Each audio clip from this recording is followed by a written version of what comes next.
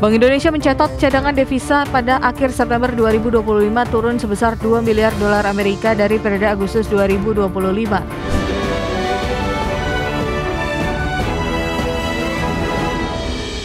Bank Indonesia mencatat cadangan devisa pada akhir September 2025 sebesar 148,7 miliar dolar Amerika Serikat.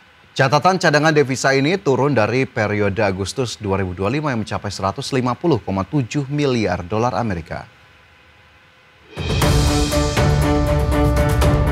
Bank Indonesia mencatat cadangan devisa pada akhir September 2025 turun sebesar 2 miliar dolar Amerika dari periode Agustus 2025, di mana tercatat besaran cadangan devisa September 2025 sebesar 148,7 miliar dolar Amerika, sedangkan pada periode Agustus 2025 mencapai 150,7 miliar dolar Amerika.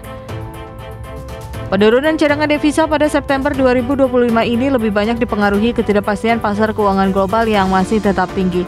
Direktur Eksekutif Departemen Komunikasi Bank Indonesia Ramdan Dede Prakoso mengungkapkan, perkembangan cadangan devisa tersebut antara lain dipengaruhi oleh pembayaran utang luar negeri pemerintah serta kebijakan stabilisasi nilai tukar rupiah Bank Indonesia yang masih terus fluktuatif.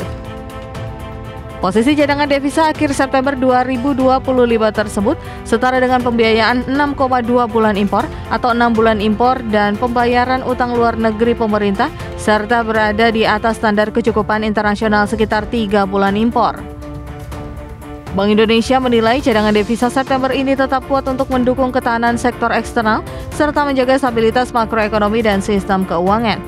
Bank Indonesia optimis cadangan devisa di bulan ke-9 ini bisa meningkatkan dan memperkuat ketahanan eksternal untuk menjaga stabilitas perekonomian untuk mendukung pertumbuhan ekonomi yang berkelanjutan. Kedepan Bank Indonesia meyakini ketahanan sektor eksternal tetap kuat sejalan dengan prospek ekspor yang tetap terjaga, serta neraca transaksi modal dan finansial yang diperkirakan tetap mencatatkan surplus sejalan persepsi positif investor terhadap prospek perekonomian domestik dan imbal hasil investasi yang tetap menarik. Jakarta, Tim Liputan IDX Channel.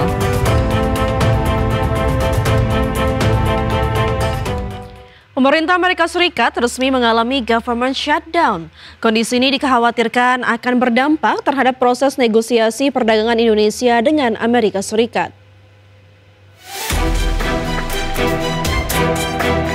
Kegiatan operasional pemerintahan Presiden Amerika Serikat Donald Trump saat ini tengah berhenti seiring terjadinya kebuntuan politik di Kongres yang membuat DPR dan Senat gagal menyepakati anggaran negara. Akibatnya pemerintahan federal berhenti beroperasi sebagian atau dikenal dengan istilah government shutdown. Meski dinilai tidak terlalu berdampak terhadap aktivitas perdagangan antar negara, baik Indonesia dengan Amerika Serikat dan negara lainnya, namun dikhawatirkan akan menghambat proses negosiasi perdagangan yang tengah dilakukan pemerintah saat ini. Menko Bidang Perekonomian Erlangga Hartarto mengungkapkan, government shutdown berdampak kepada proses perundingan dagang mengenai tarif impor Indonesia dengan Amerika Serikat. Saat ini, kedua negara masih menyusun dokumen hukum atau legal drafting untuk menerapkan tarif resiprokal Indonesia yang sudah ditetapkan sebesar 19% dan 0% untuk sebaliknya.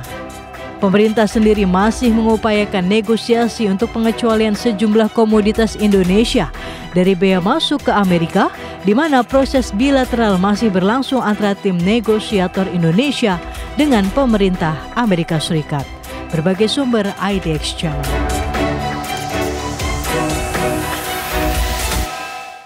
Ketua Komtab Bidang Fiskal Kadin Indonesia Ajib Hamdani menyebut government shutdown yang dialami Amerika Serikat akan berdampak pada daya beli masyarakat di Amerika. Kondisi ini dikhawatirkan akan mempengaruhi kinerja ekspor Indonesia ke negeri Paman Sam. Pasalnya selama ini pasar Amerika Serikat setara dengan 2% PDB Indonesia. Ajib Hamdani meminta pemerintah untuk bisa mengantisipasi government shutdown Amerika sehingga dampaknya tidak terlalu signifikan terhadap pertumbuhan ekonomi nasional. Kemudian ketika adanya kebuntuan antara Kongres dengan pemerintah dalam konteks APBN Amerika seperti ini, maka kemudian akan ada beberapa penyesuaian yang ini tentunya akan berdampak langsung terhadap daya beli warga Amerika. Sekarang kita bayangkan, misalkan pun kemudian tarif 19% ini berlaku, secara G2G, tapi kemudian ketika daya beli masyarakat Amerika mengalami pelambatan atau mengalami penurunan, maka efek secara B2B, efek secara bisnis adalah maka volume ekspor kita juga cenderung akan mengalami penyesuaian. Menteri Keuangan Purbaya Yudhistha Dewa secara khusus menemui Gubernur DKI Jakarta Pramono Anung. Dalam pertemuan di Balai Kota Jakarta, Menkyu Purbaya berjanji akan menempatkan dana sebesar 10 hingga 20 triliun rupiah di Bank DKI. Penempatan dana yang besar tersebut untuk mendorong pengembangan dan peningkatan sektor UMKM dan industri di wilayah DKI Jakarta. Dana yang ditempatkan sebesar 10 hingga 20 triliun rupiah tersebut menurut Purbaya bisa dimanfaatkan untuk pengembangan bisnis BUMD yang ada di Jakarta. Harapannya dengan dana dari Kementerian Keuangan tersebut, ekonomi pendapatan Jakarta bisa meningkat, daya beli bisa terdorong hingga perputaran ekonomi di DKI Jakarta terus meningkat. Kan Jakarta punya Bank Jakarta. Saya taruh di Himbara yang 200 triliun. Dimana kalau saya tambah beberapa puluh triliun ke Bank Jakarta. Saya tanya tadi ke Pak Gubernur, apakah Bank Jakarta bisa nyerap? Jangan sampai saya kasih duit panik terusnya. Waduh, nggak bisa nyalurkan. Kata Pak Gubernur bisa. Jadi nanti kita akan implementasikan strategi yang sama untuk Bank Jakarta dan mungkin satu bank lagi di kawasan Jawa Timur sana. Dalam waktu dekat nanti jumlahnya akan saya hitung. Tapi kalau 10 triliun, 20 triliun aja bisa kali ya untuk nyerap ya. Bisa. Nanti itu akan nyebar ke UMKM dan industri lain di Jakarta. Ya, sementara itu Gubernur DKI Jakarta Pramono Anung menjelaskan pertemuan dengan Menteri Keuangan Purbaya Yudhistha Dewa sebagai langkah penyelarasan kebijakan fiskal antara pemerintah Provinsi Jakarta dengan pemerintah pusat. Menkyu Purbaya mengakui akan mengikuti dan menyesuaikan kebijakan yang ditempuh pemerintah pusat, khusus Kementerian Keuangan. Terlebih lagi pada tahun ini pemerintah pusat memotong dana bagi hasil dalam APBD Jakarta dari 95 triliun rupiah menjadi 79 triliun rupiah. Oleh sebab itu, Pramono menyatakan pihaknya akan melakukan creative financing atau pembiayaan kreatif, di mana Pemprov DKI Jakarta akan menggelar Jakarta Collaboration Fund atau obligasi daerah.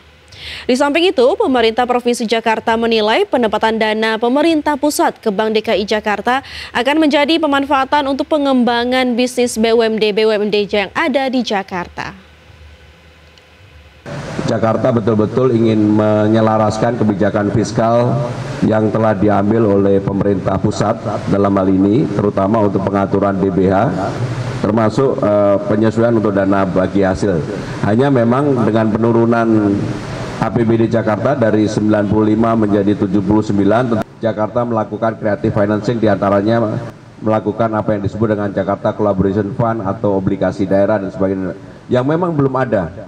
Tetapi juga kami ingin memanfaatkan dana 200 triliun yang diputuskan oleh Kementerian Keuangan, oleh Pak Menteri, ke Bank Himbara. Kami boleh juga memanfaatkan untuk BUMD yang ada di Jakarta.